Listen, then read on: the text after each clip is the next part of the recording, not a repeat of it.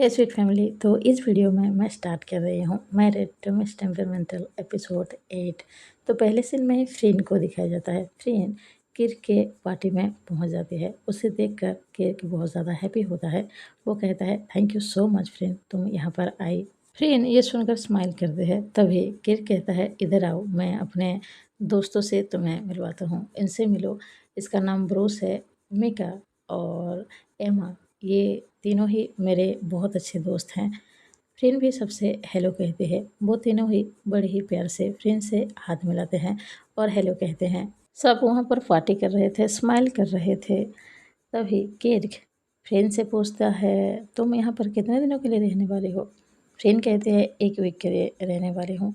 तभी एमा कहती है वाह, ये कितनी अच्छी बात है, हम भी 1 वीक के लिए ही रहने वाले हैं, हम सब हर दिन तुमसे मिल सकते हैं। फ्रेंड ये सुनकर थोड़ी सी स्माइल करते हैं। फ्रेंड यहाँ पर इसलिए आई थी क्योंकि विकी ने कहा था उसे बस आराम करना है, इसलिए फ्रेंड ने सोचा मैं जाकर किर के पार्टी अटेंड कर लेती हूँ। किर कहता है वैसे तुम यहाँ पर आई, तुम्हारी वाइफ ने मना नहीं किया। फ्रेंड कहती है नहीं, उसने मना नहीं किया।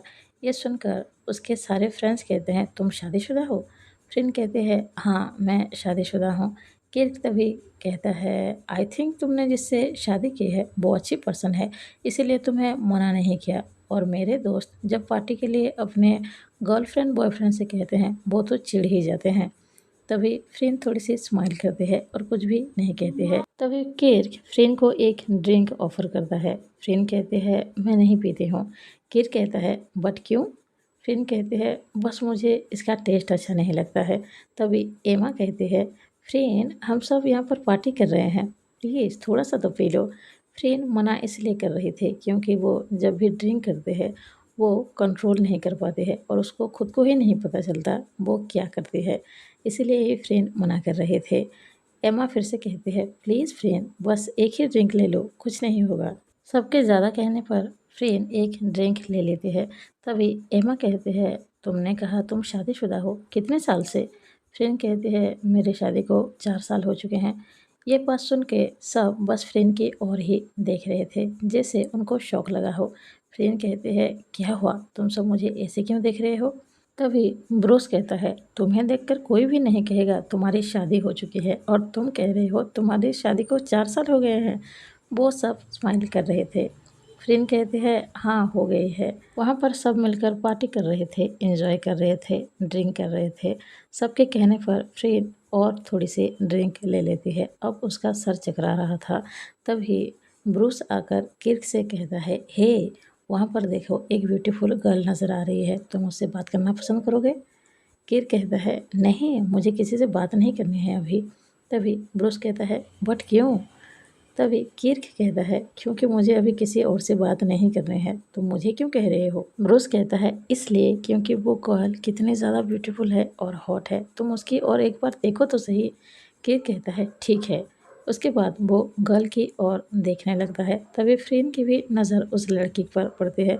उसको लगता है ये कहीं बेकी तो नहीं है क्योंकि बेकी ने भी ठीक ऐसे ही कपड़े पहन रखे थे। फ्रेंड अपने आंखें थोड़ी सी बड़ी करते हैं और देखते हैं तो सच में वो बेकी ही थी।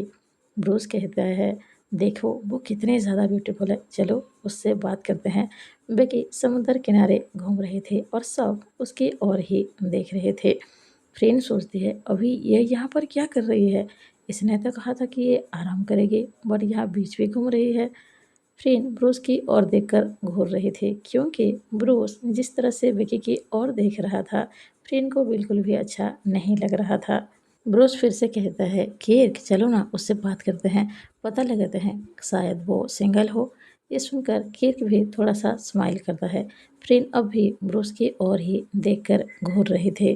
तभी बेकी की नज़र भी उन सब पर पड़ती है। वो फ्रेंड को देखती है। अब उसको थोड़ा सा गुस्सा आ रहा था। ब्रूस किर्क की ओर देखता है और कहता है हे, वो ब्यूटीफुल गर्ल तो हमारी ओर ही आ रही है, शायद उसको भी हमसे बात करनी है। ये सुनकर किर्क थोड़ा सा स्माइल कर रहा था। फ्रेंड को अभी चक्कर आना स्टार्ट हो चुका था। वो बेकी की ओर देख रही थी तो बेकी उसको दो नज़र आ रहे थे। तभी एमा फ्रेंड की ओर देखती है और उससे पूछती है तुम ठीक हो ना।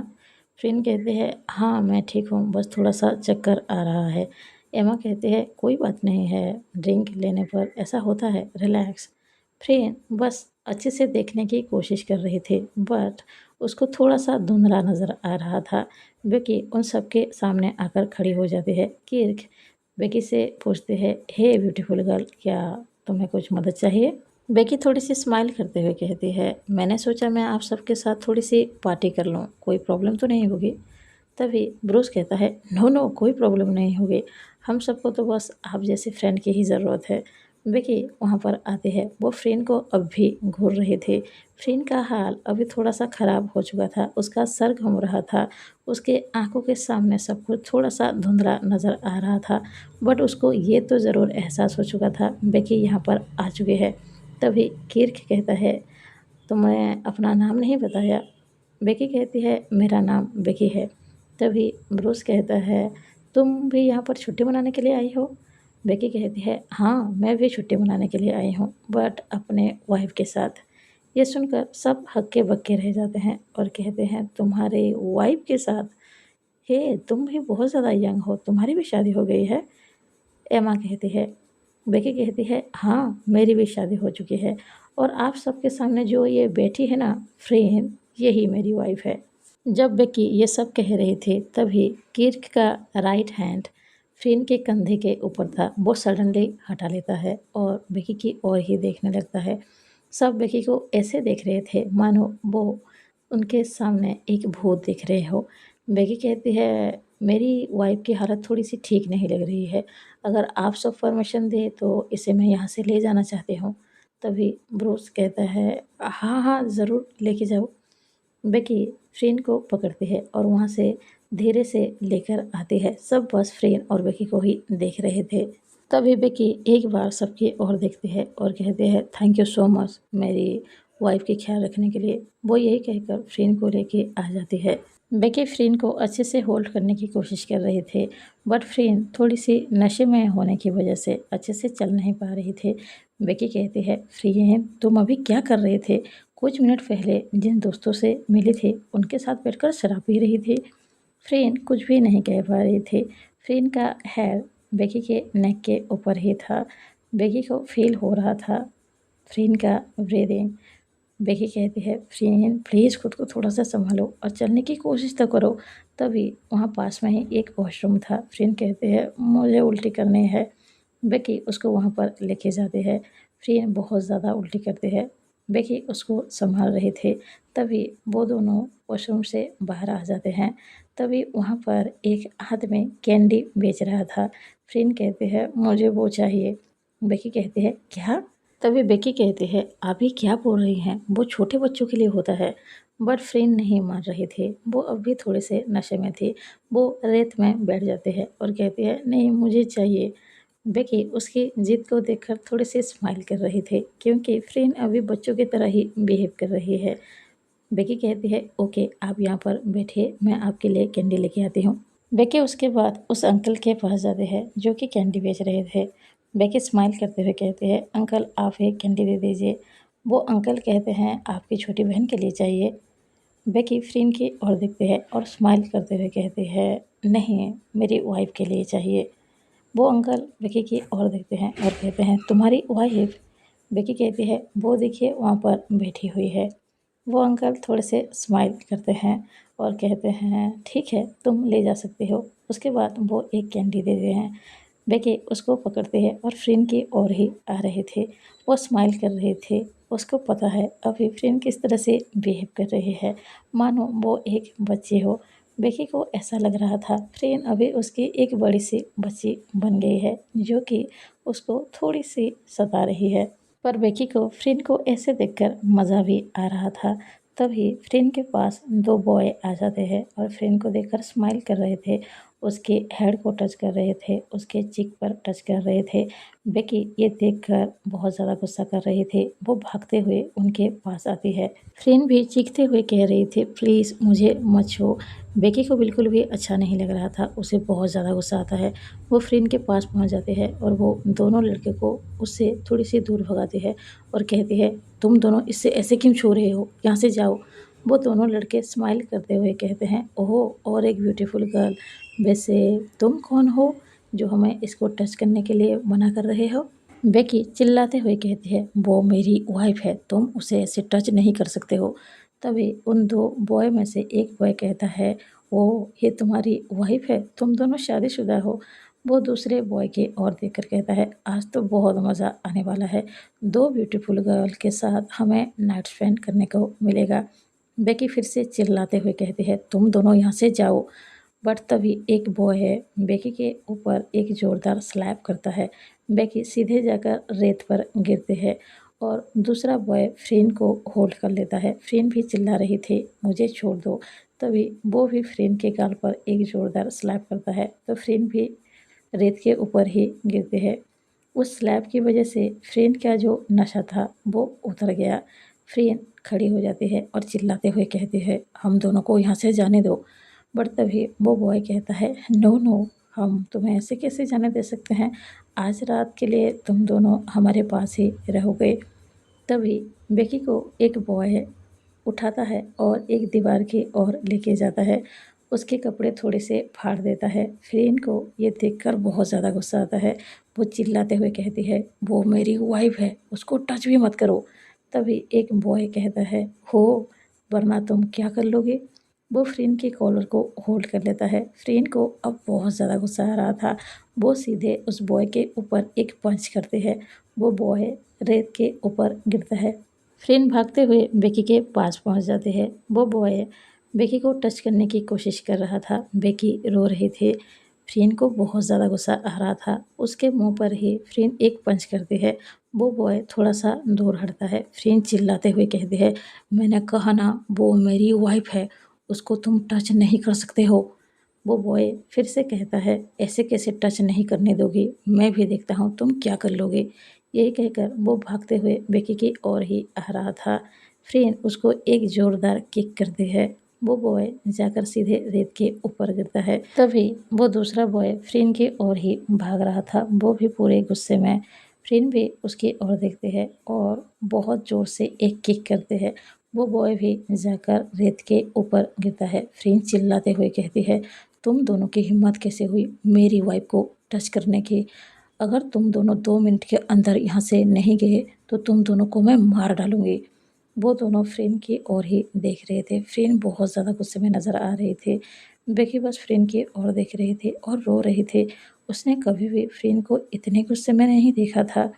वो दोनों बॉय फ्रेन की ओर देखते हुए कहते हैं, हम नहीं जाएंगे। वो दोनों ये कह तो रहे थे बट थोड़ा सा डर भी रहे थे। तभी फ्रेन एक बॉय को होल्ड कर लेते हैं और बार बार उसके मुंह पर पंच करते हैं। बेकी और नहीं देख पा रही थी। वो जाकर फ्रेन को पीछे से होल्ड करते हैं और कहते हैं, फ्रेन प्लीज़, आप इतने ज़्यादा मत मारिए, वो मर जाएगा।